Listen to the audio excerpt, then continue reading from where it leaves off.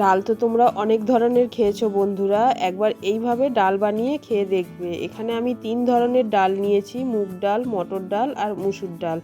ডাল ধুয়ে পরিষ্কার করে নিয়ে কড়ার মধ্যে দিয়ে দিলাম। এবার এর মধ্যে পেঁয়াজ কুচি, আদা কুচি, টমেটো কুচি, লঙ্কা কুচি, রসুন কুচি দিয়ে দিলাম। দিয়ে হলুদ গুঁড়ো আর লঙ্কা গুঁড়ো, পরিমাণ মতন লবণ দিলাম আর অল্প তেল দিয়ে দিলাম।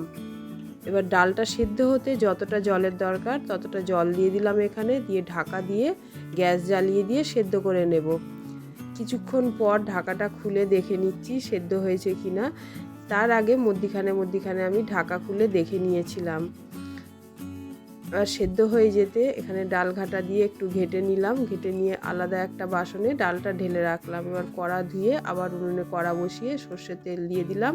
তেল গরম হয়ে যেতে পেঁয়াজ কুচি, রসুন কুচি দিয়ে একটুখানি ভেজে নেওয়ার পরে এখানে একটা শুকনো লঙ্কা আর হাফ চামচ গোটা জিরে দিয়ে আবারও লাল লাল করে ভেজে নেব। এই ভাজার মধ্যে একটু কাশ্মীরি লঙ্কার গুঁড়ো দিয়ে দিলাম, দিয়ে সেদ্ধ করে রাখা ডালটা এবার এর মধ্যে দিয়ে দিলাম, দিয়ে ভালো করে ফুটিয়ে নিতে হবে আগে। এবার ফুটে উঠলে ধনেপাতা কুচি দিয়ে দিলাম। এবার 1 চামচ গরম মশলা গুঁড়ো দিলাম।